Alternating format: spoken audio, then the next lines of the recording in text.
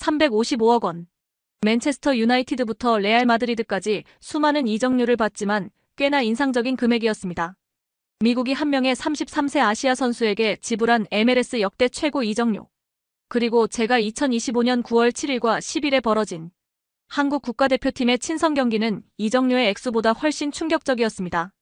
한국 팬 3,000명이 만들어낸 떼창이 3만 명 관중을 압도하고 미국인들이 한국 응원가를 따라 부르며 멕시코 선수들이 경기 중 멘붕에 빠지는 순간에 그리고 355억의 이적료가 전혀 헛되지 않다는 걸 깨달은 그 충격적인 순간을 말입니다. 저는 15년간 유럽 스포츠 산업을 분석해온 영국인 다큐멘터리 제작자 소피 미첼입니다. 저는 2025년 8월 29일 런던 켄싱턴의 힐튼 호텔에서 열린 글로벌 스포츠 미디어 서밋 2025에 참석하고 있었습니다. 15년간 이런 자리에 나오면서 배운 건 진짜 큰 변화는 항상 예상치 못한 곳에서 시작된다는 것이었죠. 오후 세션이 끝나갈 무렵 BBC 스포츠 부장 데이비드 톰슨이 던진 한마디가 회의실을 술렁이게 만들었어요. 손흥민 LAFC 이적, MLS 역대 최고 이적료 2,200만 유로. 여러분, 이게 무슨 의미인지 아십니까? 약 355억 원. 순간 머릿속에 1998년 한 장면이 선명하게 떠올랐습니다. 프랑스 월드컵에서 멕시코의 블랑코가 한국 수비수 2명 사이를 개구리 점프로 뛰어넘던 그 굴욕적인 순간. 당시 제가 축구에 입문하게 된 계기이기도 했던 충격적인 장면이었어요. 그럼 멕시코가 이제는 한국 선수를 어떻게 평가하고 있을까? 그리고 왜 미국이 바로 이 시점에 이렇게 큰 돈을 한국 선수에게 투자한 걸까? 회의실에서 토론이 격렬하게 벌어졌습니다. 스카이 스포츠의 마크가 말했어요. 메시 다음 카드로 아시아 시장을 공략하려는 거 아닐까? 중국, 일본, 한국. 거대한 시장이잖아. ESPN의 사라가 반박했습니다. 그냥 화제성 마케팅이겠지. 33세 선수한테 저런 돈을 쓴다는 게 말이 돼?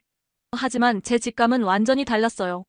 15년간 스포츠 산업을 분석하면서 체득한 후각이 뭔가 다르다고 말하고 있었거든요. 30년 전 굴욕에서 지금은 멕시코가 한국을 강팀으로 인정하는 시대.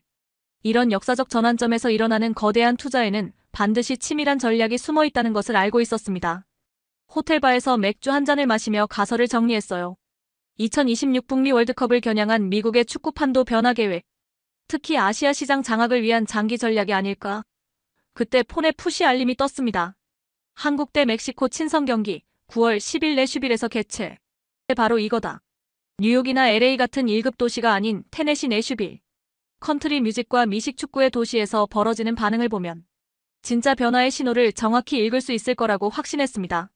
다음날 아침 항공편을 예약하면서 솔직히 한 가지 편견이 있었어요. 한국인들의 집단 응원 문화가 과연 개인주의가 강한 미국에서 받아들여질까? 오히려 부담스러워하거나 이상하게 보지 않을까? 하지만 전문가 직감이 계속 말하고 있었습니다. 뭔가 큰 변화가 일어나고 있어. 이건 단순한 선수 이적이 아니야. 히스로 공항에서 내슈빌행 연결편에 오르면서 마지막으로 체크한 데이터가 있었어요. 손흥민의 SNS 팔로워 증가율, LAFC 유니폼 사전 주문량, 그리고 내슈빌 지역 축구 관련 검색어 급증. 모든 지표가 예상을 뛰어넘고 있었습니다. 355억 원 베팅의 진실을 찾아보자. 2025년 9월 8일 오후 3시 내슈빌 국제공항에 도착하는 순간부터 예상과 달랐습니다. 입국장에서부터 손흥민 유니폼을 입은 사람들이 눈에 띄었거든요. 그것도 한국인만이 아니라 백인, 히스패닉, 흑인 할 것 없이 다양한 인종들이었어요. 공항 기념품 가게부터 충격이었습니다. 한국 관련 상품들이 임시로 진열되어 있었고 태극기와 손흥민 사진이 걸려 있더라고요. 점원에게 물어보니 이틀 전부터 갑자기 문의가 몰려서 급하게 준비했다고 하더라고요. 택시를 잡았는데 기사분이 50대 백인 남성 찰리였어요. 어디서 오셨어요? 아, 영국. 축구 경기 보러 오신 거죠? 평소엔 축구에 관심 없는데 손흥민은 들어봤어요. 그 아시아 선수 정말 잘한다죠? 찰리가 계속 말을 이어갔어요. 우리 아들이 그 선수 때문에 축구 시작했어요. 원래는 미식 축구만 했는데 말이죠. 신기한 일이죠. 15년간 스포츠 산업을 분석하면서 이런 반응은 처음이었어요. 2급 도시의 일반인이 아시아 선수 이름을 정확히 알고 있을 뿐만 아니라 가족 구성원의 취향까지 바꾸고 있다니. 택시에서 내려 호텔로 가는 길에 더 놀라운 광경들을 목격했어요. 한인 상점가에는 손흥민 응원 대박 세일 현수막이 걸려 있었고 평소 한산했을 거리에 사람들이 북적이고 있었습니다. 호텔에 체크인한 후 곧바로 경제적 지표들을 확인해봤습니다. 내슈빌 관광청에서 받은 자료가 놀라웠어요. 한인 상점가 매출이 평소 대비 300% 급증. 특히 한국 식품과 기념품 매출이 폭등했어요. 호텔 예약률도 95%까지 치솟았고 대부분이 한국 관련 방문객들이었습니다. 가장 놀라운 건 애틀랜타에서 4시간 거리를 버스 대절해서 오는 원정 응원단이 200명이나 된다는 소식이었어요. 시카고, 세인트루이스에서도 개별적으로 오는 사람들이 있다고 하더라고요. 내슈빌 같은 컨트리 뮤직과 미식 축구의 도시에서 이 정도 반응이면 1998년 블랑코의 굴욕과는 완전히 다른 세상이 펼쳐지고 있다는 걸 직감했죠. 저녁에 G.O.D 스파크를 직접 둘러봤습니다. 2022년에 지어진 3만 100구석 규모의 축구 전용구장. 최신 시설로 보기에도 상당히 인상적이었어요. 구장 주변을 걸으면서 발견한 건 이미 한국 팬들이 미리 와서 자리를 확인하고 있다는 거였어요. 미국이 축구에 얼마나 진심인지 알겠네. 이런 인프라에 355억을 투자했다는 건. 호텔 로비로 돌아왔을 때 정말 흥미로운 광경을 목격했습니다. 대한민국. 짝짝짝짝짝. 할머니가 손자에게 말했어요. 이렇게 해야 해. 한인 2세로 보이는 30대 여성이 걱정스럽게 말했습니다. 엄마, 너무 시끄럽게 응원하면 민폐 아닐까요? 여기는 미국이잖아요. 할머니가 단호하게 답했어요. 이럴 때 하지 언제 응원해. 우리가 부끄러워할 이유가 뭐 있어? 손흥민은 우리 자랑이야. 그 모습을 지켜보며 생각했어요. 영국 팬들도 열정적으로 응원하기는 했지만 뭔가 좀 다른 느낌이었어요. 그 순간 깨달았어요.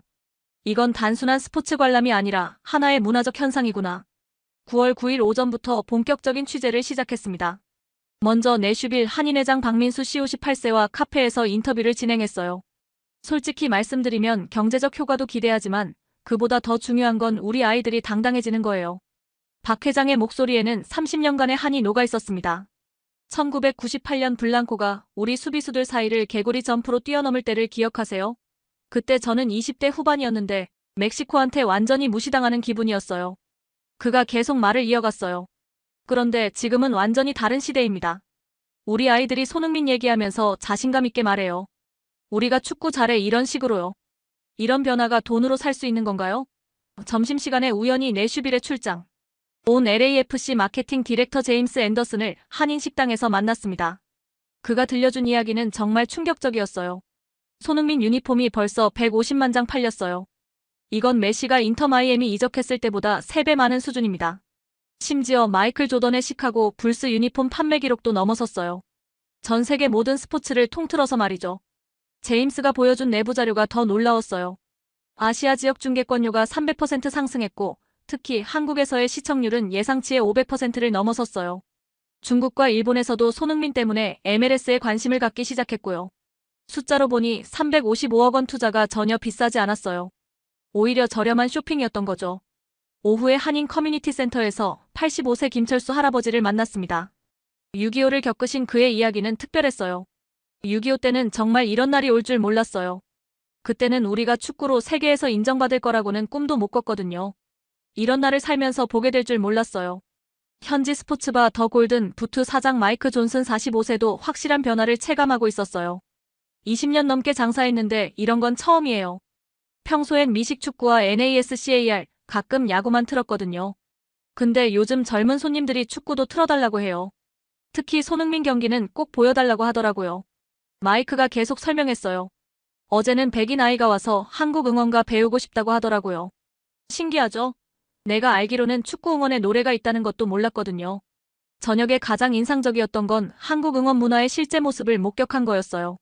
106섹션 한인 응원단 좌석은 500석이 완전히 매진되었고 애틀랜타 한인회에서만 버스 세대 200명, 시카고에서 50명, 세인트루이스에서 30명이 온다는 소식이었어요. 대한민국. 박수 리듬을 맞추는 연습을 지켜보며 생각했어요. 근처 테이블에서 지켜보던 멕시코 팬 카를로스 로드리게스가 신기하다는 듯 다가와서 말했어요. 한국 사람들 준비성 정말 대단하네요. 우리는 그냥 와서 소리 지르고 맥주 마시는데 저 사람들은 완전히 다르네요. 마치 오케스트라 연습 같아요. 한국 팬들 중 한 명이 카를로스에게 말했어요. 같이 해보실래요? 쉬워요. 카를로스가 어색하게 따라하면서 웃었어요. 이거 재밌네요. 우리도 이런 거 배워야겠어요. 그 순간 깨달았습니다. 개인의 감정과 거대 자본의 전략, 그리고 독특한 문화적 에너지가 바로 이 지점에서 만나고 있구나. 이건 단순한 축구 경기가 아니라 하나의 문화적 현상이 되고 있었어요. 2025년 9월 10일 오전 9시 드디어 경기 날이었습니다. G.O.D 스파크에 도착해서 관중 구성을 세밀하게 분석해봤어요. 한국인 약 3,000명이 주로 106, 105, 107섹션에 집중되어 있었고 멕시코계가 약 5천 명으로 반대편 응원석을 가득 메웠어요. 그리고 현지인들이 약 2만 명. 연령대도 다양했고 인종 구성도 흥미로웠습니다. 특히 눈에 띈 건 현지 백인 가족들이 상당수 보였다는 거예요. 아이들 중에는 손흥민 유니폼을 입은 경우도 많았고 부모들이 아이들에게 축구 룰을 설명해주는 모습도 보였어요. 경기 시작 1시간 전부터 한국 응원단의 응원이 시작됐습니다. 106섹션을 중심으로 대한민국 구호가 울려 퍼졌어요. 그 소리가 경기장 전체에 퍼지자 다른 섹션 사람들도 고개를 돌려 신기하게 바라봤습니다. 흥미로운 건 멕시코 팬들의 반응이었어요. 처음엔 한국, 별거 아니겠지 하는 표정이었는데 한국 팬들의 조직적인 응원을 보더니 표정이 달라지더라고요. 전반 22분 예상대로 멕시코가 선제골을 넣었습니다. 로드리고 후에스카스의 정확한 크로스를 라울 히메네스가 헤딩으로 연결한 골이었어요. 전술적으로 분석해보니 한국의 약점이 그대로 드러난 골이었습니다. 베주노가 멕시코 오른쪽 풀백 로드리고에게 완전히 봉쇄당하면서 왼쪽 사이드가 무력화됐거든요. 저는 한국 팬들이 침묵하거나 실망할 거라고 예상했는데 현실은 정반대였습니다. 오히려 더 큰 소리로 대한민국 응원가가 터져나왔거든요. 106섹션에서 응원 리더가 마이크를 잡고 외쳤어요. 이럴 때 더 크게 우리 선수들 힘내라고. 3,000명이 일제히 일어서서 박수를 치며 노래했습니다. 그 모습을 보던 현지인들이 놀라서 휴대폰으로 촬영하기 시작했어요. 옆에 앉은 백인 가족의 아버지가 아들에게 말했어요. 신기하네. 지고 있는데도 저렇게 응원하네. 저도 이렇게 응원하다니. 정말 이해가 안 되네. 전반전 내내 베주노 vs 로드리고의 대결을 집중적으로 관찰했습니다. 베주노가 볼을 잡을 때마다 로드리고가 바짝 붙어서 압박했고 베주노는 제대로 된 크로스 한 번 올리지 못했어요. 전문가 입장에서 분석해보니 왼쪽 사이드가 막히니까 전체 공격 라인이 무너지는 전형적인 패턴이었습니다. 이강인도 중앙에서 고립됐고 오영규는 공급을 받지 못해 답답해하고 있었어요. 멕시코 벤치는 완전히 여유로웠습니다. 아길레 감독이 홍명보 감독을 보며 윙크까지 날리는 모습이 카메라에 잡혔어요. 한국 따위는 우리 손안에 있다는 표정이었습니다. 후반전 게임 체인저가 등장했습니다. 벤치에 있던 손흥민이 워밍업을 시작하는 순간이었어요. 한국 팬들의 반응이 폭발적이었습니다. 3,000명이 동시에 일어서며 손흥민 연호가 터져나왔어요. 동시에 손을 외치는 현지인들의 목소리도 들렸습니다. 정말 놀라운 건 그 소리의 크기였어요. 3만 명 관중석에서 3,000명이 만들어낸 소리가 나머지 2만 7천 명을 압도하고 있었거든요. 그 순간 멕시코 수비진의 표정이 급작스럽게 변했습니다. 로드리고가 동료들과 급히 대화를 나누며 긴장한 기색이 역력했어요. 센터백들도 서로 아이컨택하며 대화를 나눴습니다. 아길레 감독의 표정도 180도 바뀌었어요. 윙크는 온데간데였고 진지한 표정으로 선수들에게 지시를 내리기 시작했습니다. 생각했어요. 이게 바로 테일러 스위프트가 한국에서 경험했다는 그 때창인가. 손흥민이 실제로 교체 투입된 건 후반전이었어요. 베주노와 교체되면서 들어갔는데 그 순간 경기장 분위기가 완전히 바뀌었습니다. 손흥민이 터치라인을 넘어서는 순간 한국 응원단 3,000명이 동시에 캡틴 손흥민 구호를 외쳤어요. 그 소리가 경기장 전체를 진동시켰습니다. 흥미로운 건 멕시코 수비수들의 변화였어요. 베주노를 상대할 때는 여유로웠던 로드리고가 손흥민 앞에서는 완전히 다른 선수가 됐거든요. 포지셔닝부터 몸짓까지 모든 게 달라졌어요. 손흥민이 첫 번째 볼터치를 하는 순간 한국 팬들이 우아하는 탄성을 지르며 박수를 쳤습니다. 현지 관중들도 따라서 박수를 치기 시작했어요. 68분, 드디어 그 순간이 왔습니다. 오른쪽에서 올라온 크로스를 오영규가 헤딩으로 경합했는데 공이 뒤쪽으로 흘렀어요. 그 공을 손흥민이 다이렉트 발리슛으로 연결했습니다. 정말 놀라운 장면이었어요. 골키퍼와 수비수 사이에 아주 좁은 각도, 거의 불가능해 보이는 공간을 정확히 노린 슛이었거든요. 저런 각도에서 저런 정확도로 골을 넣는다는 건 단순한 개인기가 아니라 상대의 심리를 읽고 경기 흐름을 바꾸는 지능적 플레이였습니다. 골이 터지는 순간 정말 믿을 수 없는 일이 벌어졌어요. 한국 팬들이 자발적으로 승리의 함성을 높이 불러라를 부르기 시작한 거예요. 3,000명이 동시에 나이 상관없이 모든 한국인들이 아는 그 응원가를 함께 불렀습니다. 승리의 함성을 높이 불러라 대한민국. 그 순간 경기장 전체가 조용해졌어요. 멕시코 팬들도 박수치며 감탄했고 현지 관중들은 휴대폰을 들고 촬영하기 시작했습니다. 제가 앉은 곳 근처의 백인 가족 8살 아이가 아버지에게 물었어요. 아빠, 저 사람들 왜 노래해? 근데 왜 나도 따라 부르고 싶지? 아버지가 웃으며 답했습니다. 나도 모르겠다. 근데 정말 듣기 좋은 노래네. 뭔가 마음이 뭉클해지는 것 같아. 옆에 있던 멕시코 팬도 말했어요. 와, 이런 응원은 처음 봐요. 정말 아름다워요. 그 순간 깨달았어요. 선수가 주인공이 아니라 팬들이 주인공이 된 순간이구나. 75분, 오영규가 역전골을 넣었습니다. 이강인의 환상적인 패스를 받아 정확하게 골네트를 흔든 골이었어요. 2대1로 한국이 앞서가는 순간이었습니다. 한국 응원단이 완전히 들썩였어요. 승리의 함성을 높이 불러라. 노래가 경기장을 가득 메웠습니다. 현지 관중들 중에도 일어서서 박수치는 사람들이 늘어났어요. 이게 바로 MLS가 원했던 드라마와 그 이상의 문화적 충격이구나. 그런데 축구는 끝까지 봐야 한다는 걸 다시 한번 확인하게 됐어요. 후반 추가 시간 3분, 93분에 동점골이 터졌습니다. 멕시코의 산티아고 히메네스가 페널티 박스 밖에서 날린 가마차기 슛이 골네트를 흔든 거예요. 2대2 동점골이었습니다. 순간 멕시코 팬들이 폭발했고 한국 팬들은 아쉬움에 고개를 떨궜어요. 하지만 놀라운 건 그 다음이었습니다. 경기가 끝나자 한국 팬들이 실망하기보다는 고생했어요. 잘했어요. 하며 선수들을 격려하는 박수를 터뜨렸거든요. 3,000명이 동시에 선수들에게 감사 인사를 보냈습니다. 멕시코 팬들도 그 모습을 보더니 함께 박수를 쳤어요. 경기 후 멕시코 팬 카를로스가 한국 팬들에게 다가와서 말했어요. 한국 팬들 응원 정말 대단하네요. 우리도 저렇게 해보고 싶어요. 어떻게 저렇게 하나요? 한국 팬들이 웃으며 답했어요. 까치예요. 어렵지 않아요. 그 순간 멕시코 팬과 한국 팬들이 함께 대한민국 박수를 치는 광경이 펼쳐졌어요. 승부보다 더 큰 무언가를 목격한 기분이었습니다. 이건 단순한 축구 경기가 아니라 문화와 문화가 만나는 순간이었어요. 경기 직후부터 저녁까지 현장의 이면을 깊숙이 파헤쳐봤습니다. 물론 완벽하지만은 않았어요. 일부 과열 현상도 분명히 있었거든요. 양측 응원단의 열정적인 응원으로 인한 소음, 경기장 주변 교통체증, 그리고 주변 상가의 일시적 혼란 같은 것들 말입니다. 현지 경찰서장 톰 윌슨과 인터뷰를 했는데 흥미로운 증언이었어요. 25년간 경찰 일을 했는데 축구 경기로 이렇게 많은 사람이 몰린 건 처음이에요. 처음엔 걱정했죠. 3만 명이 몰리면 크고 작은 사고가 생기기 마련이거든요. 그가 계속 말을 이어갔어요. 그런데 한국인들 질서의식은 정말 놀라웠어요. 응원은 그렇게 열정적으로 하면서도 절대 선을 넘지 않더라고요. 술 마신 사람들도 있었지만 시비 한 번 걸지 않았어요. 오히려 다른 나라 팬들한테 응원법 가르쳐주고 있더라고요. 멕시코 팬들의 실제 반응을 더 깊이 관찰할 기회도 있었습니다. 경기 후 선수들이 팬사인회를 할 때 손흥민 앞에 가장 긴 줄이 서더라고요. 그런데 그 줄의 절반이 멕시코 팬들이었어요. 멕시코 팬 로드리게스가 말했어요. 손흥민은 정말 대단해요. 우리 선수들도 그를 완전히 리스펙트하고 있어요. 특히 오늘 그 골은 정말 예술이었어요. 저런 각도에서 어떻게 골을 넣어요? 그의 아들 10세의 손흥민 사인을 받으면서 말했어요. 아빠, 나도 한국어 배우고 싶어.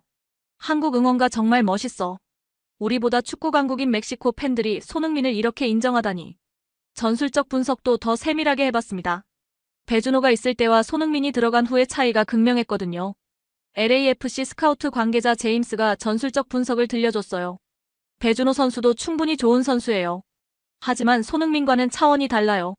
손흥민이 볼을 잡기도 전에 상대 수비수들이 긴장하기 시작해요. 그냥 존재만으로도 상대방 전술을 바꿔버리는 선수죠. 손흥민의 발리슛을 다시 분석해보니 더욱 경악스러웠습니다. 저런 각도에서 저런 정확도로 골을 넣는다는 건 기술적으로 거의 불가능에 가까워요. 하지만 손흥민은 그 불가능을 가능하게 만들었죠. 그리고 그 골이 터진 순간 상대팀의 기세를 완전히 꺾어놓는 심리적 효과까지. 이런 걸 축구지능이라고 하는 거예요. 현지 축구팬들의 반응도 정말 흥미로웠어요. 백인 축구팬 브라이언 35세의 친구들과 이야기하는 걸 들었어요.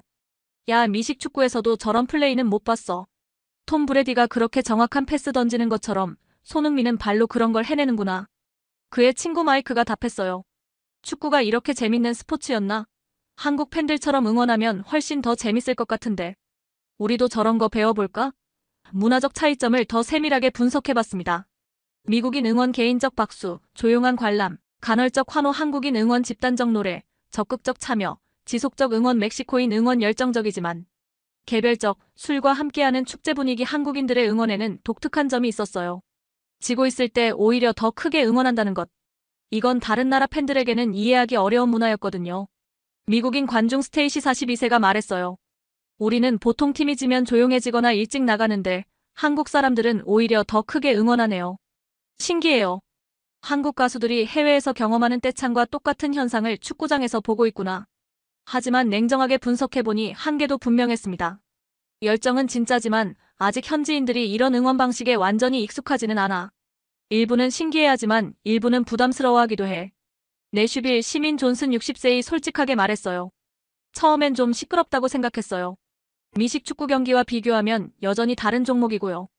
하지만 이 문화적 에너지는 아무리 많은 돈을 들여도 만들 수 없는 것이다. 무승부였지만 손흥민의 임팩트는 투자 가치를 충분히 입증했어. 한인 커뮤니티 내부에서도 의미 있는 변화가 있었어요. 평소 축구에 무관심하던 한인 2세 제니 28세가 감동적인 이야기를 들려줬어요. 어제 아버지와 30년 만에 처음 축구 얘기했어요. 그리고 어제는 함께 응원가를 불렀어요. 아버지가 눈물을 글썽이면서 이제는 우리가 자랑스럽다고 하시더라고요. 이런 경험은 처음이에요. 뭔가 우리 가족이 더 가까워진 기분이에요. 1세대 아버지 박상철 씨 58세가 대답했어요. 아이들이 이해해주니까 고맙고 자랑스럽고. 이런 세대 간 화해와 이해가 바로 355억 원으로도 살 수 없는 진정한 가치가 아닐까 생각했습니다. 다음 날인 9월 11일, 경기 하루 뒤부터 본격적으로 현지 반응과 파급 효과를 추적해봤습니다. 현지 언론의 반응은 예상대로 엇갈렸어요. 내슈빌 현지 신문 테네시아는 일면에 내슈빌이 한국 축구 열기를 환영한다는 긍정적 기사를 냈어요. 기자 마크 데이비스가 쓴 기사 내용이 인상적이었습니다. 어제 GOD 스파크에서 벌어진 일은 단순한 축구 경기가 아니었다. 서로 다른 문화가 만나 새로운 하모니를 만들어내는 현장이었다. 하지만 전국지들은 여전히 시큰둥했어요. USA 투데이는 MLS, 여전히 미국 스포츠계의 틈새 시장이라는 제목으로 부정적 시각을 보였습니다. 그런데 정말 놀라운 건 멕시코 언론의 평가였어요. 멕시코 최대 스포츠 신문 레코드가 헤드라인으로 뽑은 기사 제목이 손흥민이 있는 강팀. 대한민국과 비긴 것만으로도 성과였거든요. 기사 내용을 번역해보니 더 놀라웠어요. 한국은 이제 아시아의 축구 강국을 넘어 세계적인 강팀이다. 손흥민을 필두로 한 한국팀을 상대로 동점을 이뤄낸 것은 충분한 성과다. 30년 전과는 완전히 다른 평가였습니다. 여기서 역사적 맥락이 완성됐어요. 제가 전문가로서 지켜본 30년간의 극적인 변화 말입니다. 경제적 파급 효과를 구체적으로 추적한 결과도 놀라웠습니다. 한인 식당들의 매출 증가폭이 상상을 초월했어요. 고양 식당은 평소 대비 400% 매출 증가를 기록했고 하루 만에 한 달치 매출을 올렸다고 하더라고요. 사장님 이미경 씨가 말했어요. 30년 장사하면서 이런 건 처음이에요. 김치가 떨어져서 급하게 한인마트에서 공수해야 했어요. 현지 손님들이 한국 음식에 관심을 갖는 것도 신기하고요. 호텔 업계는 더 극적이었어요. 내슈빌 시내 주요 호텔 예약률이 98%를 기록했고 대부분이 한국 관련 방문객들이었습니다. 힐튼 내슈빌 매니저 제니퍼 클라크가 말했어요. 월드컵이나 올림픽 때나 볼 수 있는 예약률이에요. 특히 한국에서 온 분들이 굉장히 질서정연하고 매너도 좋아서 직원들이 모두 감탄하고 있어요. 손흥민 유니폼은 내슈빌뿐만 아니라 테네시주 전체에서 완전히 품절됐어요. 온라인 쇼핑몰에서도 구할 수 없을 정도였습니다. 스포츠용품점 스포츠 오소리티 매니저 브래드가 말했어요. 이런 건 정말 처음이에요. 하루 만에 한국 관련 상품이 모두 품절됐어요. 태극기, 손흥민 유니폼, 심지어 한국어가 적힌 응원용품까지 모두요. 투자 가치를 다시 정밀하게 계산해봤습니다. LAFC 마케팅 디렉터 제임스가 내부 자료를 바탕으로 솔직하게 털어놨어요. 처음에는 2200만 유로 355억 원가 정말 비싸다고 생각했어요. 33세 선수한테 이런 돈을 쓰는 게 맞나 싶었거든요. 그가 보여준 수치가 놀라웠어요. 하지만 지금 보니 완전히 다르네요. 유니폼 판매량만 150만 장. 이게 메시의 3배 수준이에요. 중개권료는 아시아 지역에서만 500% 상승했고 스폰서십 문의도 폭주하고 있어요. 제임스가 계속 설명했어요. 기술적 완성도는 물론이고 경기 흐름을 읽는 축구 지능, 그리고 이런 예상 못한 문화적 파급 효과까지. 지금 와서 보니 355억 원이 전혀 아깝지 않아요. 오히려 저렴한 쇼핑이었죠. 실제 LAFC 내부 데이터도 공개해줬어요. MLS 역사상 이적료 1위인 것은 물론이고 연봉 1,300만 달러로 LAFC 팀 전체 연봉의 46.8%를 차지한다고 했어요. 하지만 경제적 효과만 봐도 이미 투자금을 회수하고도 남는 수준이었습니다. 응원 문화의 확산 현상도 실제로 데이터로 확인할 수 있었어요. 구글 트렌드를 보니 내슈빌 지역에서 한국 응원가 검색이 1000% 급증했더라고요. 대한민국 박수아리랑 손흥민 응원법 같은 검색어들이 상위권을 차지했어요. 유튜브에서는 대한민국 박수 리듬을 따라하는 미국 아이들의 동영상이 바이럴되고 있었어요. 한 동영상은 조회수가 50만을 넘어섰더라고요. 백인 가족 스미스의 8살 아들 잭이 올린 동영상이 특히 인기였어요. 한국 응원가를 따라하면서 한국이 최고야 라고 외치는 모습이 너무 순수해서 한국 네티즌들이 열광했거든요. 다음 내슈빌 SC 홈경기 9월 17일에서 한국식 응원을 시도해보겠다는 팬그룹도 생겼습니다. 페이스북 그룹 내슈빌 코리안 스타일 치어링에는 벌써 500명이 가입했어요. 멕시코 팬들의 변화도 흥미로웠어요. 경기 다음날 다시 만난 멕시코 팬 카를로스가 말했어요. 집에 가서 아들한테 한국 응원법 가르쳐줬어요. 정말 재밌어 하더라고요. 우리도 저렇게 하는 방법을 배우고 싶어요. 축구가 더 재밌어질 것 같아요. 그의 아들 디에고 12세가 한국어로 대한민국을 외치더라고요. 발음이 완벽하지는 않았지만 정말 열심히 따라하고 있었어요. 베컴이나 메시와 비교 분석도 해봤습니다. 베컴의 경우는 개인 스타성과 패션, 라이프 스타일 중심이었어요. 메시는 히스패닉 커뮤니티를 중심으로 한개인 숭배에 가까웠고요. 하지만 손흥민은 완전히 달랐어요. 개인 숭배가 아닌 집단 문화를 만들어내고 있었거든요. 한국 팬들의 응원 문화가 현지인들에게 전파되면서 새로운 형태의 팬덤을 만들어내고 있었어요. 스포츠 마케팅 전문가 UCLA의 마이클 골드만 교수가 분석한 내용이 인상적이었어요. 베컴은 스타, 메시는 신이었다면 손흥민은 문화전도사에 가깝다. 그 자신만이 아니라 한국이라는 나라 전체의 문화를 전파하고 있다. 무승부였지만 문화적 임팩트는 승부 결과를 훨씬 넘어선다. 정말 그랬어요. 2대2 무승부라는 결과보다 그날 벌어진 문화적 변화가 훨씬 더 큰 의미를 갖고 있었습니다. 9월 12일 오후부터 저녁까지 경기 이틀 후의 일상을 관찰해봤습니다. 정말 소소하지만 의미 있는 변화들이 곳곳에서 벌어지고 있었어요. 가장 인상 깊었던 건 현지 백인 가족들의 변화였어요. 스미스 가족이 한인 식당 고향에 2번째 방문을 했더라고요. 이번엔 온 가족이 와서 본격적으로 한국 음식에 도전하는 모습이었어요. 아버지 존 45세이 말했습니다. 8살 아들 잭이 손흥민 보고 한국 음식 먹고 싶다고 해서 어제 왔는데 정말 맛있더라고요. 그래서 오늘은 가족 모두 왔어요. 아들 잭이 김치찌개를 먹으면서 사장님에게 물었어요. 아저씨, 한국 응원가 더 가르쳐주세요. 어제 그 노래 정말 좋았어요. 친구들한테 자랑하고 싶어요. 식당 사장님 이미경 씨가 웃으며 승리의 함성을 높이 불러라 첫 소절을 가르쳐주자 잭이 신나게 따라 불렀습니다. 발음이 어설프긴 했지만 정말 열심이었어요. 어머니 사라 42세가 놀라며 말했어요. 이 아이가 이렇게 다른 나라 문화에 관심을 보인 건 처음이에요. 한국어도 배우고 싶다고 하더라고요. 평소 축구에 무관심하던 한인 2세들의 변화가 가장 감동적이었어요. 제니 28세가 아버지 박상철 씨와 함께 카페에 앉아있는 모습을 봤는데 분위기가 완전히 달라져 있었어요. 그리고 어제는 함께 응원가를 불렀어요. 제니가 아버지께 말했어요. 아빠, 이번 주말에 한국 드라마도 같이 봐요. 그리고 한국어도 조금씩 배워보고 싶어요. 멕시코계 현지인들의 변화도 놀라웠어요. 카를로스 로드리게스 35세가 12살 아들 디에고와 함께 스포츠용품점에 왔더라고요. 손흥민 유니폼 어디서 파나요? 아들이 한국 응원 따라하고 싶어해요. 어제 한국 팬들 보고 완전히 반했거든요. 아들 디에고가 한국어로 대한민국을 외치더라고요. 발음이 완벽하지는 않았지만 정말 열심히 따라하고 있었어요. 카를로스가 말했어요. 집에서 유튜브로 한국 응원법 찾아서 연습하고 있어요. 정말 재밌어요. 우리 멕시코 응원보다 더 신나는 것 같아요. 현지 축구 팬들의 새로운 인식 변화가 가장 흥미로웠습니다. 백인 축구팬 브라이언 35세의 친구들과 스포츠바에서 이야기하는 걸 들었어요. 야, 미식 축구에서도 저런 플레이는 못 봤어. 톰 브레디가 그렇게 정확한 패스 던지는 것처럼 손흥민은 발로 그런 걸 해내는구나. 친구 마이크 33세가 답했어요. 축구가 이렇게 재밌는 스포츠였나? 한국 팬들처럼 응원하면 훨씬 더 재밌을 것 같은데. 우리도 저런 거 배워볼까? 또 다른 친구 데이브 38세가 말했어요. 나 어제부터 유튜브로 축구를 공부하고 있어. 생각보다 단순하고 재밌네. 다음에 내슈빌 SC 경기 보러 가자. 세대를 잇는 이야기들도 정말 감동적이었어요. 85세 김철수 할아버지가 10살 손자 지훈이와 공원에서 축구공을 차고 있는 모습을 봤어요. 할아버지가 손자에게 말했습니다. 이제는 우리 손흥민이 세계 최고야. 지훈이가 살 시대는 정말 다를 거야. 손자 지훈이가 순진하게 물었어요. 할아버지, 손흥민이 그렇게 잘해요? 할아버지가 웃으며 답했습니다. 손흥민은 진짜 월드클래스야. 지훈이가 신나게 말했어요. 할아버지, 저도 손흥민처럼 축구 잘하고 싶어요. 멕시코계 3세 마리아 16세도 할아버지와의 대화가 인상적이었어요.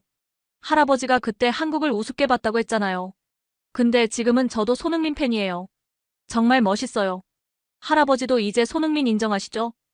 할아버지 호세 78세가 웃으며 답했어요. 그래, 이제는 한국을 인정한다. 손흥민 같은 선수가 있는 나라니까. 예상치 못한 훈훈한 해프닝들도 곳곳에서 벌어졌어요. 한인식당 고향 사장님 이미경 씨가 웃으며 말했습니다. 어제 오늘 갑자기 손님이 몰려서 김치가 떨어졌어요. 급하게 주변의 한인마트를 싹 다 돌아서 공수해야 했죠. 그런데 현지 손님들이 한국 응원가 가르쳐달라고 하시더라고요. 30년 장사하면서 이런 일은 처음이에요. 현지 손님 중 한 명인 백인 여성 앤이 말했어요. 김치찌개 정말 맛있어요. 그리고 한국 응원법도 배웠는데 정말 신나요. 다음에 축구 경기 있으면 꼭 써먹어야겠어요. 손흥민 유니폼이 지역에서 완전히 품절되자 온라인에서는 흥미로운 현상이 벌어졌어요. 한국 응원 승리의 함성을 높이 불러라 대한민국 박수 검색어가 내슈빌 지역에서 급상승했고 유튜브에서는 한국 응원법 배우기 동영상들이 인기를 끌었어요. 현지 백인 유튜버 제이크가 올린 한국식 응원하는 방법 동영상은 하루 만에 조회수 10만을 넘어섰어요. 현지 백인 축구팬 마이크 톰슨 29세이 약속했어요. 다음에 한국 경기 또 있으면 꼭 보러 올게요. 그 응원가도 배워서 같이 불러보고 싶어요. 정말 감동적이더라고요. 스포츠바 사장 존슨도 변화를 공언했어요. 다음 주말부터 축구 중계도 정식으로 시작할 예정이에요. 손님들이 너무 많이 요청하거든요. 특히 한국 리그 경기도 틀어달라고 해요. 지역 라디오 DJ 스콧 40세도 말했어요. 어제부터 한국 음악도 틀기 시작했어요. K-팝이요. 반응이 정말 좋아요. 한국 문화에 대한 관심이 확산되고 있는 것 같아요.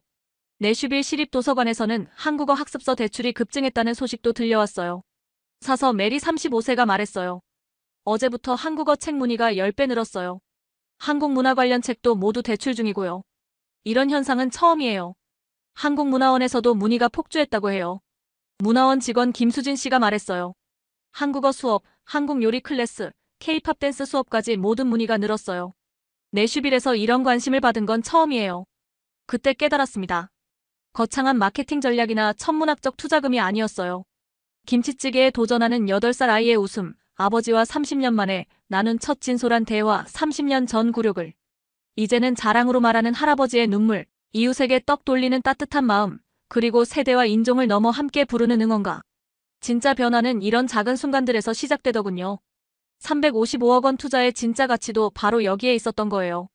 처음엔 몰랐지만 축구를 이렇게 재밌게 즐기는 방식이 있었구나 싶어하는 현지인들의 표정, 한국 문화를 배우고 싶어하는 아이들의 순수한 호기심, 그리고 서로 다른 문화가 만나 새로운 하모니를 만들어내는 모습에서 진정한 성공을 봤습니다.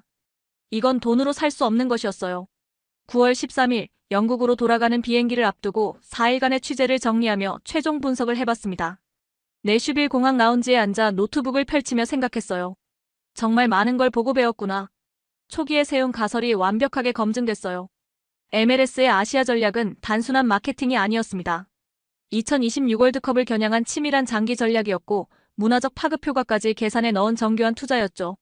무승부라는 결과에도 불구하고 손흥민 영입은 비쌌지만 충분히 가치 있는 베팅이었어요. 특히 예상하지 못했던 문화적 파급 효과는 그 어떤 계산보다도 값진 보너스였습니다. 2026 북미 월드컵을 겨냥한 미국의 계획이 점점 구체화되고 있다는 확신도 들었어요. 이건 단순히 손흥민 한 명을 데려온 게 아니라 아시아 전체 시장을 겨냥한 거대한 프로젝트의 시작점이었던 거죠. 30년간의 역사적 맥락이 완성되는 순간이기도 했습니다. 1998년 블랑코의 굴욕. 그때 제가 막 축구에 입문할 때였는데 그 장면은 정말 충격적이었어요. 한국이 완전히 무시당하는 모습이었거든요. 그런데 2025년 멕시코 언론이 한국과 비긴 것만으로도 성과라고 평가하는 시대가 됐어요. 이보다 극적인 역전이 또 있을까요? 한국 팬덤 문화의 위력도 완전히 이해하게 됐어요. 왜 테일러 스위프트가 한국에서의 떼창에 그렇게 감동했는지 이제 완전히 알겠더라고요. 미국의 개인주의적 스포츠 문화에 한국의 집단 응원 문화가 던진 충격과 변화. 그리고 그 변화를 현지인들이 받아들이고 배워가려는 모습. 이런 문화적 에너지는 아무리 많은 돈을 들여도 만들 수 없어요. 그래서 더 가치 있는 거죠. 전문가로서의 최종 결론을 내렸습니다. 단기적 성과 내슈빌 같은 2급 도시까지 이런 반응이 나타났다면 분명한 성공이에요.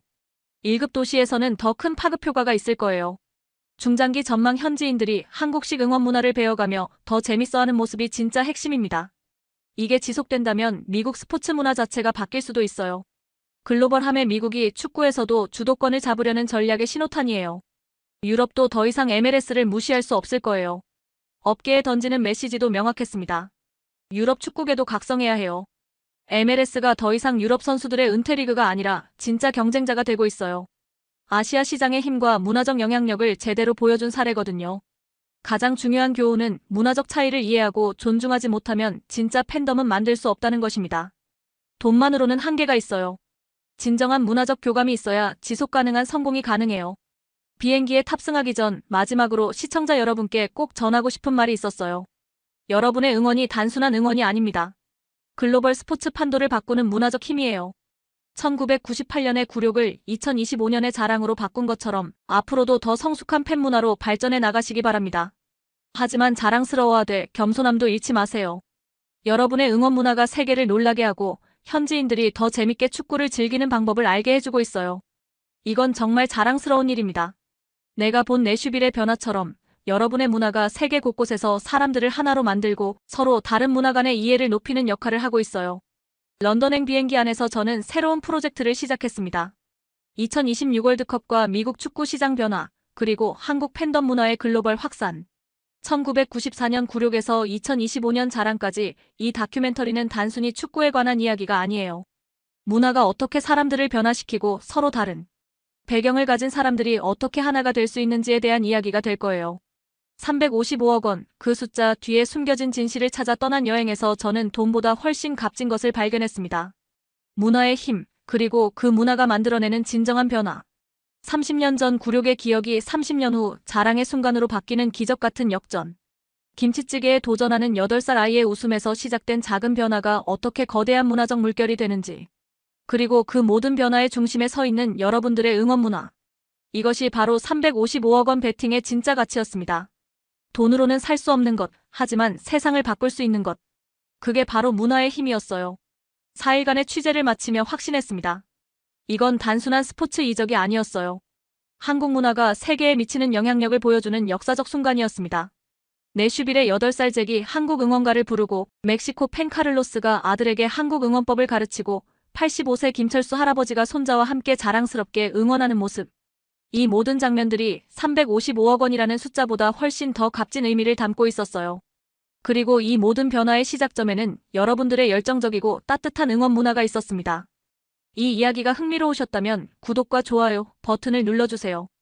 여러분의 응원이 더 많은 숨겨진 이야기들을 찾아내는 힘이 됩니다. 그리고 댓글로 알려주세요. 한국의 응원 문화가 세계로 퍼져나가는 것에 대해 어떻게 생각하시는지, 그리고 지금 이 이야기를 어디서 듣고 계신지 말입니다. 30년 전 굴욕에서 30년 후 자랑까지 여러분도 이 역사의 증인이 되어주세요. 앞으로도 자랑스럽지만 겸손한 팬 문화를 만들어 나가시기 바랍니다. 다음 이야기에서 또 만나 뵙겠습니다. 감사합니다. 긴급 상황입니다. 나토 안보위원회가 소집됐습니다. 2024년 3월 15일 오후 2시 브뤼셀 나토 본부가 발칵 뒤집혔습니다. 덴마크 왕립경찰청의 20년차 극지방 수색구조 전문가 마이클 토마센이 무릎을 꿇고 눈물을 흘리며 이렇게 말했던 이유는 무엇일까요? 불가능하다. 절대 불가능한 일이야. 유럽 최고의 구조 전문가라고 자부하던 그를 이렇게 만든 정체는 무엇일까요? 도대체 무슨 일이 있었던 걸까요? 2024년 3월 15일 오후 2시 12분. 그린란드 동부 타실라크. 팀장님, 큰일입니다. 부관 요한이 급하게 제 사무실로 뛰어들었습니다. 제 이름은 마이클 토마센입니다. 올해 53세, 덴마크 코펜하겐에서 태어나 자랐죠. 왕립경찰청에서 20년간 극지방 구조 작업을 담당해온 베테랑 전문가입니다. 어린 시절부터 아버지를 따라 북극 탐험을 다녔던 저는 20대의 왕립 경찰청에 입대한 후 줄곧 극지 구조 분야에서만 일해왔습니다. 지금은 유럽에서 인정받는 최고의 극지 구조 전문가라고 자부하고 있죠. 나토 히토류 안보 프로젝트의 핵심 연구진이 실종됐습니다. 요한의 목소리가 떨렸습니다. 미국, 독일, 일본, 캐나다 4개국 지질학자 팀이 그린란드 히토류 매장 지역에서 연락이 끊어졌습니다. 이들은 중국의 히토류 독점에 대응하는 서방연합 탈중국 히토류 전략의 핵심 인물들입니다. 제 얼굴이 굳어졌습니다. 하필 지금 이런 일이. 실종자들은 미국 국무부 직속 지질학자 존 스미스 박사 히토류 매장량 분석 전문가, 독일 연방지질청 안나 밀러 박사자원 추출 기술 전문가, 일본 경제산업성 다나카 히로시 히토류 정제기술자, 캐나다 천연자원부 마이클 브라운 북극 광물 탐사 전문가이었습니다. 이들은 모두 그린란드에 매장된 150만 톤의 희토류를 서방연합이 확보하기 위한 핵심 임무를 수행 중이었죠. 더 문제는 요한이 말을 이었습니다. 현재 기온이 영하 42도까지 떨어졌고 강풍이 시속 90km로 불고 있다는 겁니다. 72시간의 골든타임이 지나면 생존율이 5% 이하로 떨어집니다. 하지만 제 마음 한구석에는 다른 고민이 있었습니다. 8년 전 그 끔찍한 기억이 다시 떠올랐기 때문이죠. 그때 제 머릿속에 8년 전 그 끔찍한 기억이 떠올랐습니다. 2016년 2월 14일. 그린란드 일룰리사트. 아빠, 정말 멋지다. 저 빙하 봐. 19세 아들 라스가 환하게 웃으며 거대한 빙하를 가리켰습니다. 덴마크 코펜하겐 대학교 지질학과 1학년이던 라스는 저와 함께한 첫 극지 탐험에 들떠 있었죠. 조심해, 라스. 빙하 크레바스는 예고 없이 나타날 수 있어. 그린란드 빙상이 점점 불안정해지고 있거든. 제가 아들에게 경고했습니다. 그때 갑자기 날씨가 변했습니다. 맑았던 하늘이 순식간에 회색빛으로 변하더니 거센 눈보라가 몰아치기 시작했습니다. 체감온도가 영하 58도까지 떨어지는 킬러 블리자드였죠. 라스, 라스. 제가 아들을 불렀지만 대답이 없었습니다. 불과 20m 앞도 보이지 않는 상황이었죠. 3시간 후 눈보라가 그쳤을 때 제가 발견한 것은 라스의 배낭과 등반용 로프뿐이었습니다. 그 옆에는 폭 3m, 깊이 100m가 넘는 거대한 빙하 크레바스가 검은 입을 벌리고 있었죠. 2주간의 대규모 수색에도 불구하고 라스는 찾을 수 없었습니다. 라스는 영원히 그린란드 얼음 속에 잠들었습니다. 그 후 6개월간 저는 완전히 망가졌습니다. 라스의 일기장 마지막 페이지에는 이렇게 적혀 있었습니다. 아빠는 내 영웅이야. 아빠처럼 많은 사람을 구하는 사람이 되고 싶어. 언젠가 아빠와 함께 그린란드에 가서 더 많은 생명을 구해보자. 그 순간 제 가슴이 찢어질 것 같았습니다. 라스가 꿈꿔왔던 미래를 제가 포기할 수는 없었습니다. 그 이후 저는 극지구조의 귀신이 되었습니다. 요한이 긴급 전화를 받더니 얼굴이 창백해졌습니다. 팀장님, 나토 사무총장실에서 직접 전화 왔습니다. 전화기 너머로 들려온 목소리는 차가웠습니다. 토마센, 상황을 알고 있나? 미국 정부가 벌써 P2픽 우주기지에서 구조 헬기를 출동시켰어. 독일도 북극 전문팀을 파견했고. 제가 당황했습니다. 하지만 그러면 만약 덴마크가 72시간 내에 구조에 실패하면 미국이 그린란드 안보를 직접 책임지겠다고 했어. 사실상 군사 개입 의지 표명이야. 독일과 일본도 가만히 있지 않을 거고 자칫하면 그린란드가 서방 강대국들의 각축장이 될 수도 있어. 제가 절망적인 표정을 지었습니다. 그럼 다행히 한국극지연구소 팀이 현재 그린란드에 체류 중입니다. 요한이 희망적으로 말했습니다. 덴마크와 한국 공동 빙하 연구 프로젝트로 이미 2주 전부터 타실라크 지역에서 연구 중이죠. 한국? 제가 의아해했습니다. 네, 한국극지연구소는 남극 빙하량 변화 연구에서 세계 최고 수준의 정밀 데이터베이스를 구축한 곳입니다.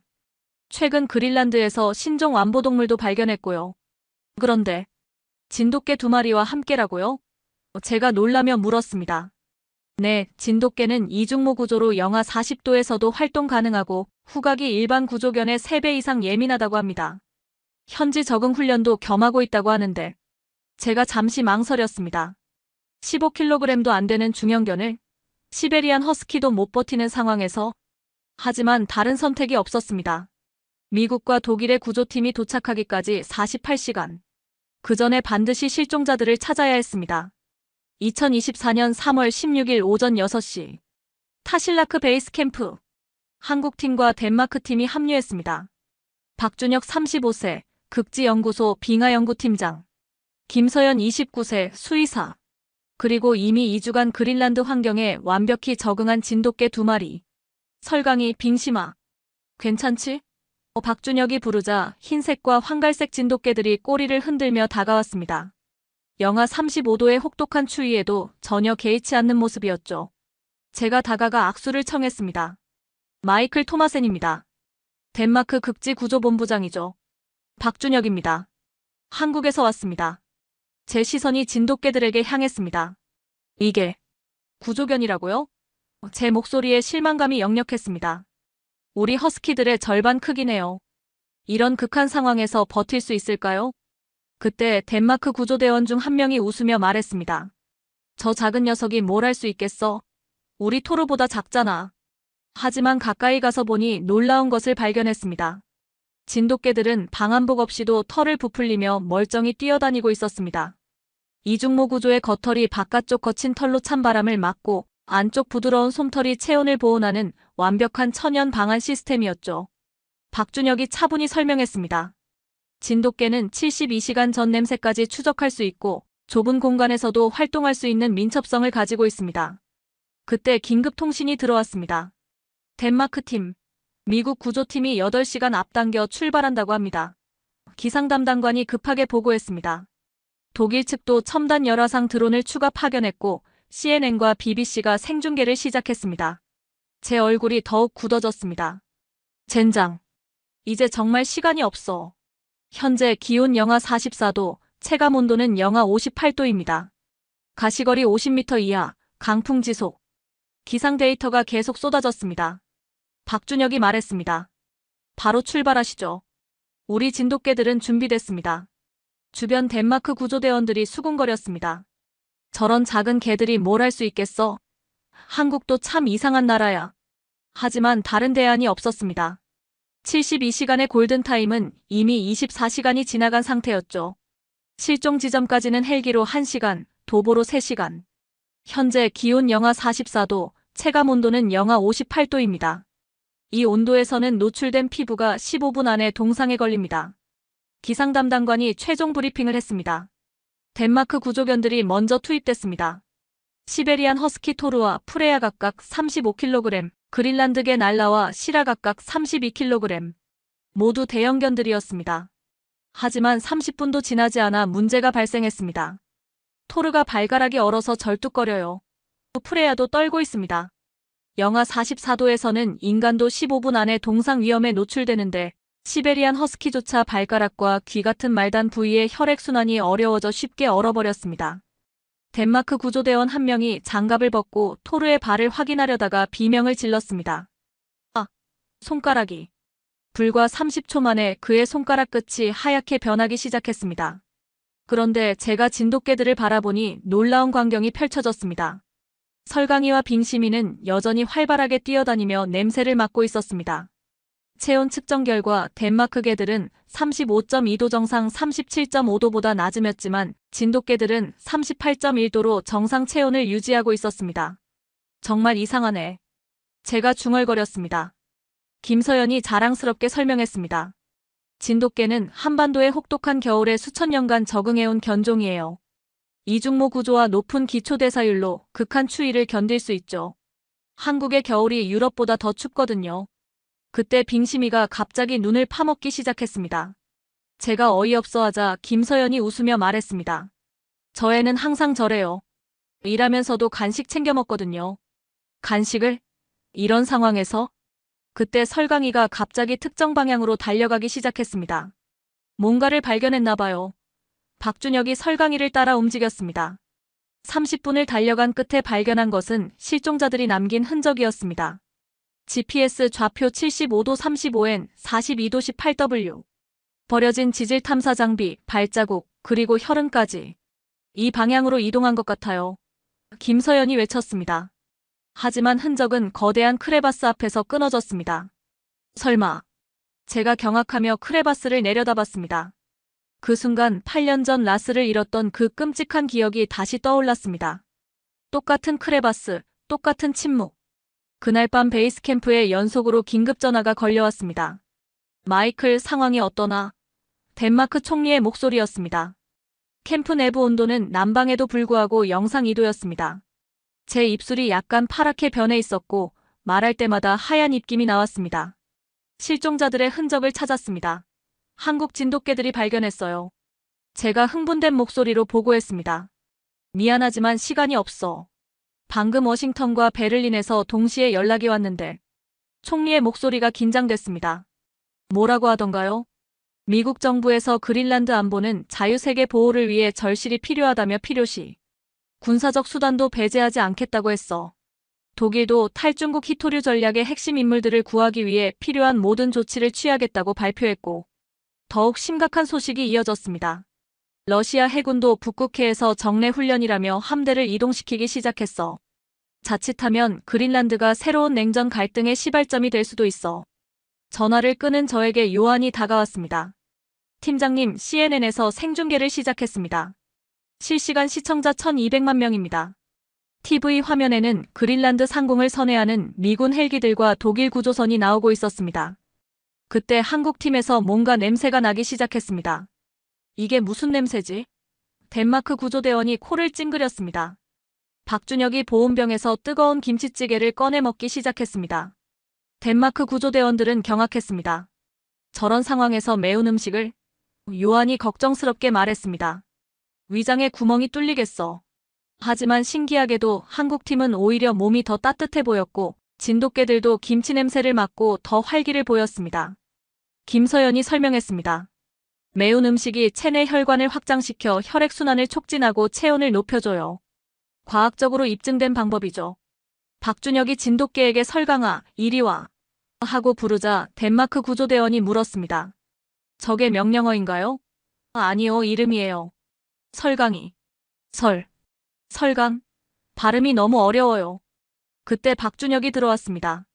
내일 새벽 5시에 다시 수색을 시작하겠습니다. 설강이와 빙심이가 뭔가를 발견한 것 같아요. 제가 의심스러워했습니다. 정말 확신해요? 지금 우리에게는 두 번째 기회가 없어요. 진돗개를 믿어보세요. 이들은 절대 포기하지 않습니다. 그 순간 베이스 캠프 밖에서 헬기 소리가 들려왔습니다. 미군 수색대가 도착했습니다. 감시병이 급하게 보고했습니다. 다음 날 새벽 5시. 영하 46도의 혹독한 추위. 밖으로 나서는 순간 코 안의 습기가 얼어버렸습니다. 이런 극한 추위에서는 코로 숨을 쉬면 폐가 손상될 위험이 있어서 반드시 입으로만 호흡해야 합니다. 제 고글이 순식간에 성에로 뿌옇게 변했고 장갑을 낀 손가락 끝이 따끔거리기 시작했습니다. 5분만 더 노출되면 동상이 시작될 정도였죠. 설강이와 빙심이는 어제와는 다른 방향으로 달려가기 시작했습니다. 남쪽으로 3km 떨어진 빙하지대, GPS 좌표 75도 32N, 42도 25W. 저기는 우리가 이미 수색한 지역인데. 덴마크 구조대원이 의아해했습니다. 하지만 진돗개들은 멈추지 않았습니다. 영하 46도의 혹독한 추위에도 이들의 발걸음은 전혀 느려지지 않았습니다. 그때 제가 놀라운 광경을 목격했습니다. 설강이가 갑자기 멈춰서더니 코를 킁킁거리며 집중하기 시작했습니다. 마치 72시간 전의 기억을 되짚는 듯한 모습이었죠. 또 쉬려는 건가? 제가 짜증스럽게 중얼거렸습니다.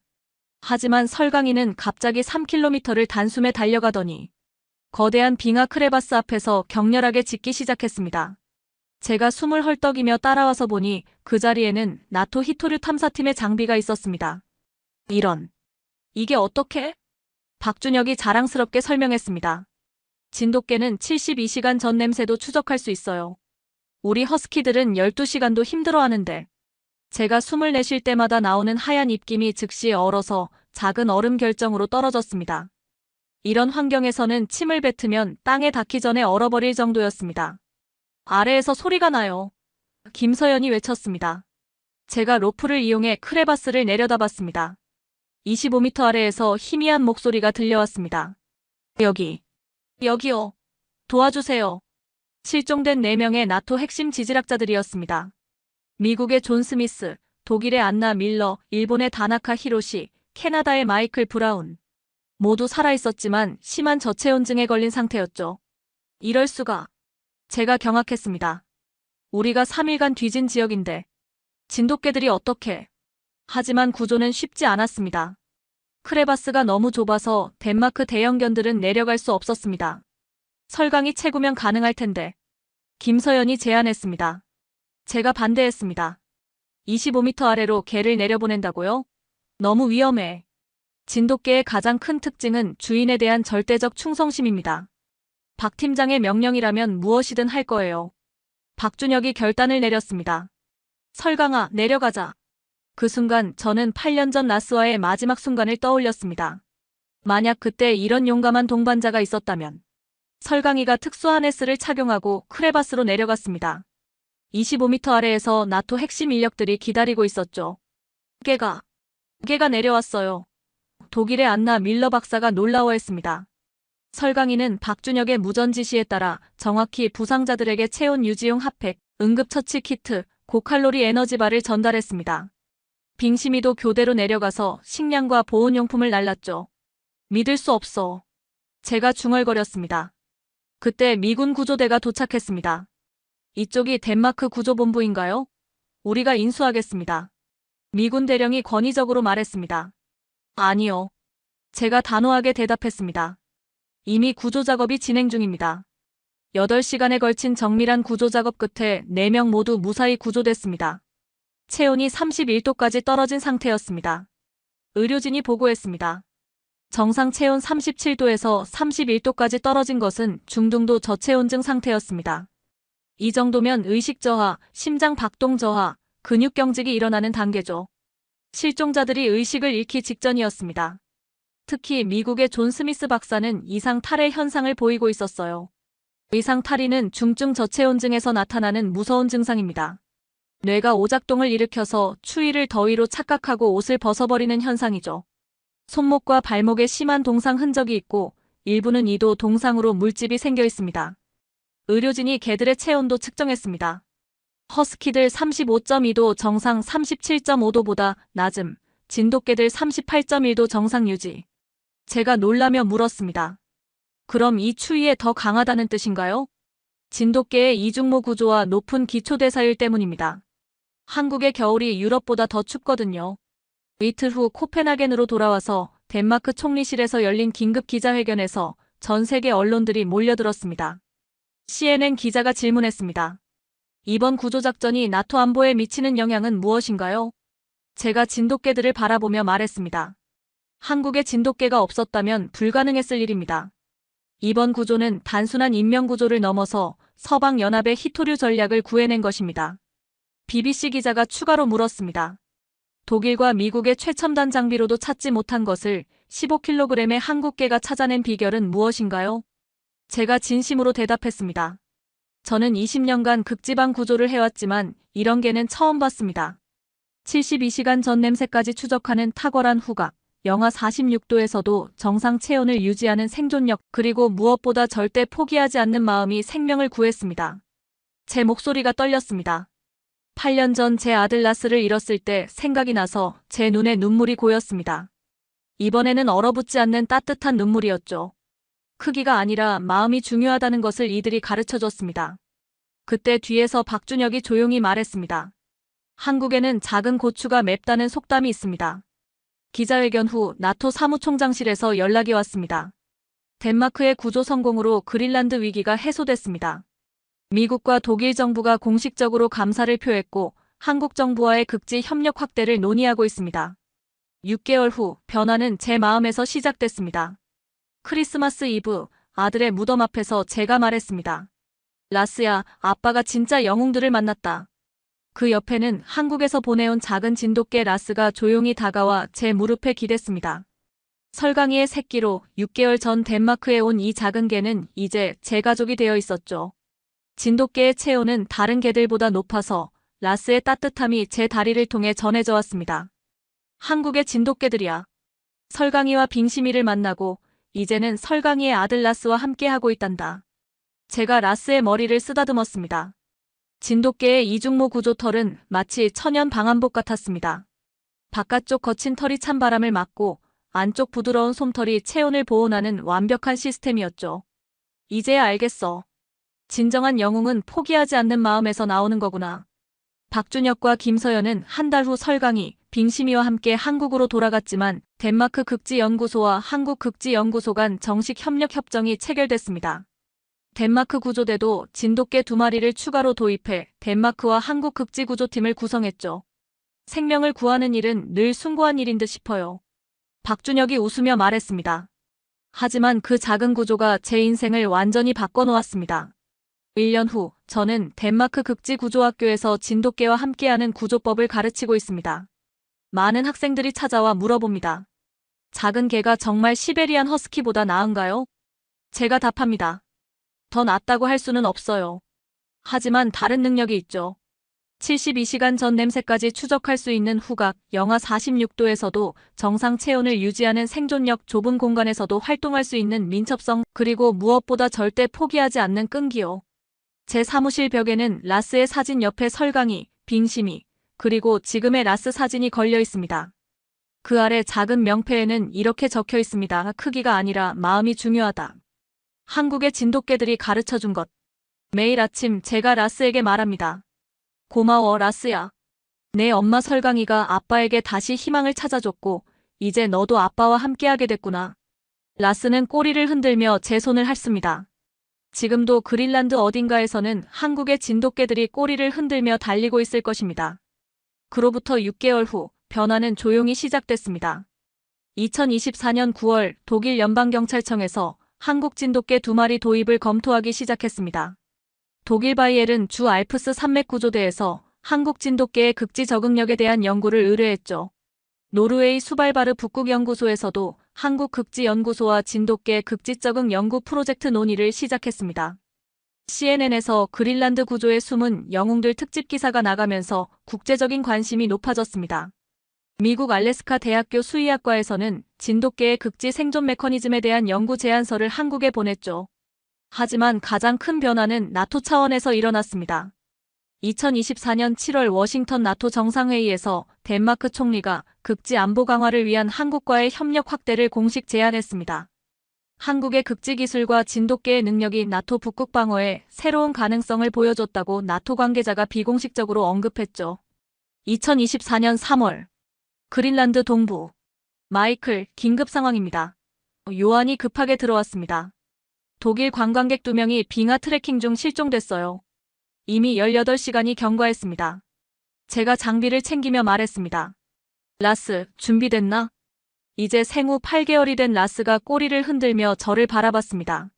엄마 설강이를 닮아 후각이 예민하고 아빠를 닮아 용감한 마음을 가진 라스는 지난 4개월간 덴마크 극지구조학교에서 전문 구조견 훈련을 받았죠.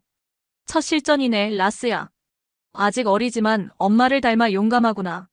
현장에 도착하자 라스는 즉시 코를 킁킁거리며 수색을 시작했습니다. 영하 38도의 추위에도 전혀 개의치 않았죠. 30분 후 라스가 특정 지점에서 멈춰 서더니 격렬하게 짖기 시작했습니다. 여기 있어요. 크레바스 15m 아래에서 독일 관광객 2명이 발견됐습니다. 도와주세요. 다리를 다쳤어요. 라스가 하네스를 착용하고 크레바스로 내려갔습니다. 엄마 설강이가 그랬던 것처럼 정확히 응급처치 키트와 보온용품을 전달했죠. 2시간 후 2명 모두 무사히 구조됐습니다. 이 개가 우리를 구했어요. 독일 관광객이 라스를 쓰다듬며 말했습니다. 정말 대단한 개네요. 어디서 훈련받은 건가요? 제가 자랑스럽게 대답했습니다. 이 녀석은 한국 출신입니다. 엄마가 1년 전 이곳에서 나토 핵심 인력 4명을 구조한 영웅이죠. 그날 밤 베이스 캠프에서 제가 라스에게 말했습니다.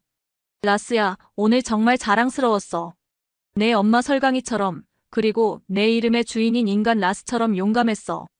라스가 꼬리를 흔들며 제 손을 핥았습니다. 이제 너도 진짜 구조견이 됐구나. 아빠가 정말 행복해. 제가 하늘을 올려다보며 속삭였습니다. 라스야, 내가 꿈꿨던 일을 이제 작은 라스가 이어가고 있어. 고마워. 그 순간 라스가 제 옆에 앉아서 같은 방향을 바라봤습니다. 마치 하늘의 인간 라스에게 인사하는 것 같았죠. 8년 전 잃었던 아들의 꿈이 한국의 작은 진돗개를 통해 이어지고 있었습니다. 가장 작은 영웅이 가장 큰 기적을 만들어냅니다. 아들의 꿈이 다른 생명을 통해 이루어지는 것을 보는 것만큼 감동적인 일은 없습니다. 현재 유럽 3개국에서 한국 진돗개를 극지 구조견으로 도입을 검토 중입니다. 한국극지연구소는 나토 자문 협력기관으로서 북극 연구에 기여하고 있습니다. 덴마크와 한국극지구조팀은 지난 6개월간 12명의 생명을 구했습니다. 때로는 상실이 새로운 시작이 됩니다. 때로는 다른 생명을 통해 사랑하는 이의 꿈이 이어집니다. 때로는 가장 작은 존재가 가장 큰 의미를 만들어냅니다. 한국의 진돗개가 그린란드에서 보여준 것은 단순한 구조 작업이 아니었습니다. 한 아버지에게 희망을, 한 팀에게 새로운 가능성을, 나토에게 새로운 전략을, 그리고 우리 모두에게 진정한 용기가 무엇인지 가르쳐준 선물이었습니다. 그리고 그 사랑은 계속 이어집니다. 여러분도 이런 감동적인 한국의 이야기가 더 궁금하다면 지금 바로 좋아요와 구독을 눌러주세요. 그리고 어디에서 보고 계신지 댓글로 알려주세요. 여러분의 관심이 더 많은 한국의 숨겨진 영웅들을 세상에 알리는 힘이 됩니다.